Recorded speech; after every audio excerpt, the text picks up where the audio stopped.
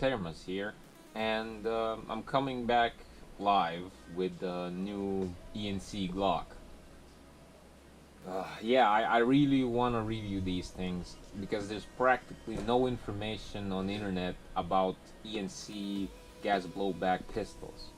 I wish there was more, so I'm contributing to this information pool. I'm not a fanboy, even though I have too many E&C electric guns. I'm not their fanboy. I'm stating that right now.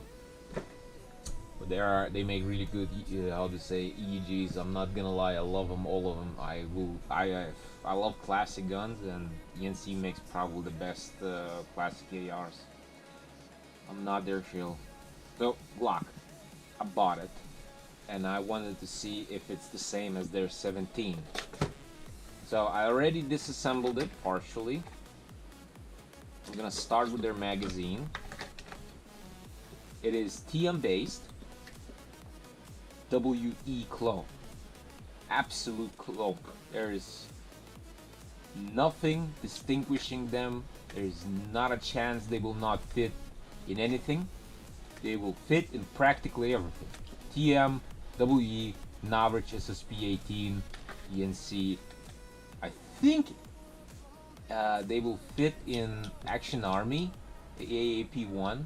I'm pretty fucking sure they will, but I never tested that. I only tested these previous brands, not AAP, so it works. The only thing I don't like about E&C Glock specifically is their lips. They're rigid and they're tight to the point that it's just bloody tight. I even did a silicone bath for them for like 2 days. It still didn't make them softer. So I'll be looking forward to making sure this is softer or replacing it or something. Valve knocker is okay as long as you don't go outside. If you're playing in a warm country, this is gonna work fine. Gas efficiency is could be better actually. WE gas efficiency is way better compared to this. I will not even compare it to Tokyo Marui because theirs are perfect. If you use TM mag in this thing, it's gonna work 5 times better. Feeding lips are standard. Garter, Marui, WE will all fit this and it's gonna work perfectly fine. The reservoir for gas, it's just the same. There's practically there's bloody cardboard cutouts in here, so you just better off just disassembling it when you buy it and just remove it. This is something I found out when a client came into our shop and wanted this repaired because it was leaking on the base plate, and I took it apart and I was like, where's the cardboard cutout here? So I just took it out, and then I checked another mag and it had it too, and this one had it too, and my other extra mags had it too. So I don't know why they put them there. Anyway, E&C, it's a Chinese company. It's not a new company. They're been out for a while because they make ARs, and recently they're like 2 years as they started making gas blowbacks. Their first gas blowbacks, like pistols, were kind of shit actually, because I don't know who they were copying, but I did have a colleague that had an E&C Glock which shit itself really quick, but I'm not sure who they copied, so I cannot comment too much on it. But this version, this is recent, like 1 year or half a year. So it popped in the market. First it was in Russia, but then it came to Europe. This is a clone of WE, not even Tokyo Maru. It's a pure Taiwanese copy, even made in China. So the only distinguishing parts from WE is the roller. It's round. The roller for WE is like an arrow, but it depends on the batch. Some of them have rollers as well. When it comes to steel or not, I will not tell you right now because I forgot to get the magnet to check it. Unless I have one nearby on a PC or something. Yeah, of course I don't. So yeah, I don't have a magnet. But it doesn't matter, pot metal or not, these cost literally pennies. Like you can get one for 70 euros or less. So if it breaks down, you just go on a website and find WE parts anyway. By the way, this is a triggers housing of WE. I'll explain why. So when I was tinkering on them and at the shop, looking why they have specific parts compatibilities with specifically WE, I started measuring diameters of everything, and it was a big surprise when this thing came out absolute clone. The only part it doesn't copy DWE pistols is the dimensions. This pistol is thicker than WE. I'm really sorry that I don't have WE as a side by side comparison because they are expensive and I can't spend so much on them. But when it comes to E&C, this thing is it's a beast. Like, you know, when you get a GBB pistol, now I'm gonna go to the performance. Usually, they're shit. You gotta put a little bit more money on them to make them good.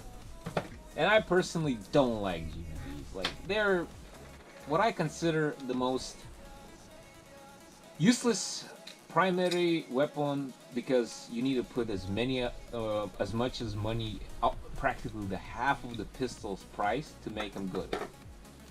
So this is it. The only part I will not disassemble is the nozzle housing because there's no point. Spring, return springs right here, just like WE. The only thing they changed on it, you might see it, sorry for really shit lighting, that the spring has a guide rolled inside of it. Yeah, WE doesn't have that. They have these little inserts on front or back and they're just wobbling in there. They don't have no purpose. This one has. And the return is really springy. I like how it always goes back to the same position.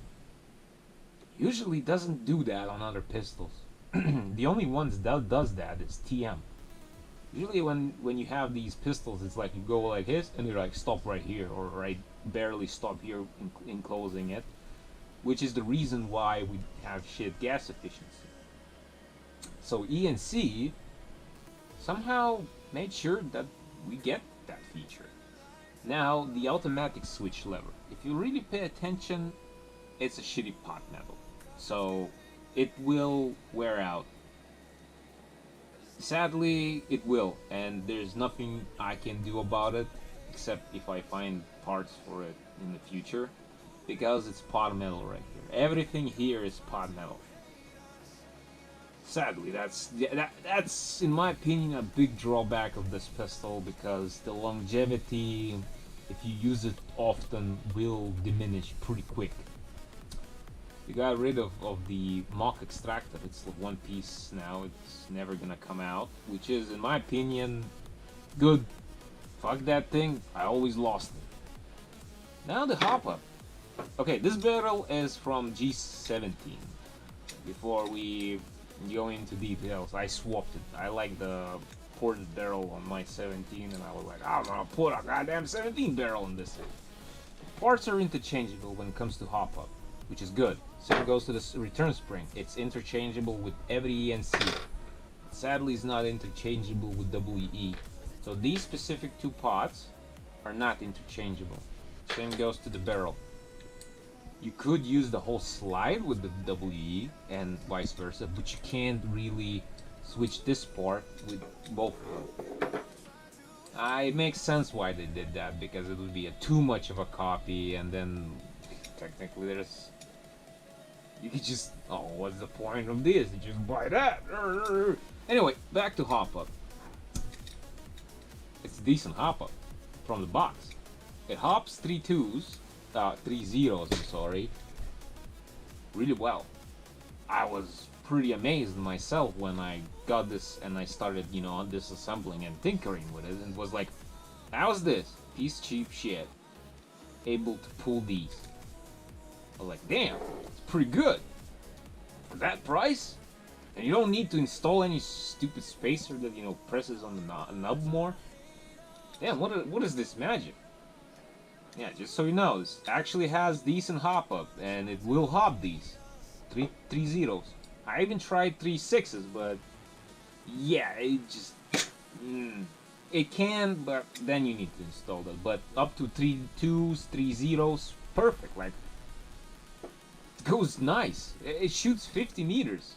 Yeah, I'm not kidding. These things can go 50 meters with this stock hop-up unit. When they come from the factory, they come completely dry. Now, as you can see, it's shining. And I have already applied some silicone for testing, and I generally shot it a little bit from my window to see how it works. And yeah, that was a surprise when I figured out that this thing can shoot 50 meters, because I mapped out specific distance. So what else can I add about the Glock? Is it worth the purchase?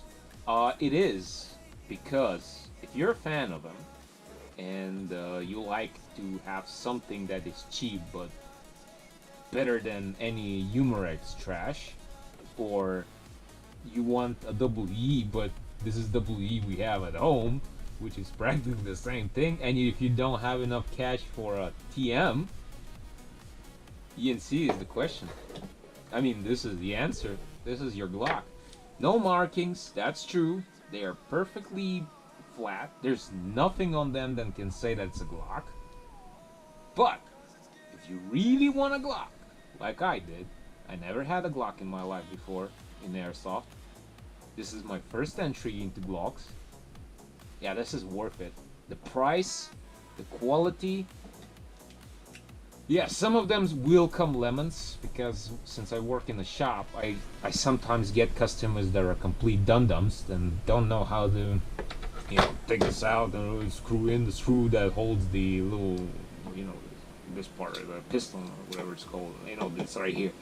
It unscrews itself, so you have to tighten it a little. They don't know how to do that, so yeah, there's occasionally these things. But if you're not a dum-dum who doesn't know how to take apart a simple part like this, then the service capability for these pistols is practically the easiest as pissing your own fingers. Excuse me, it's more like having a piss on your fingers.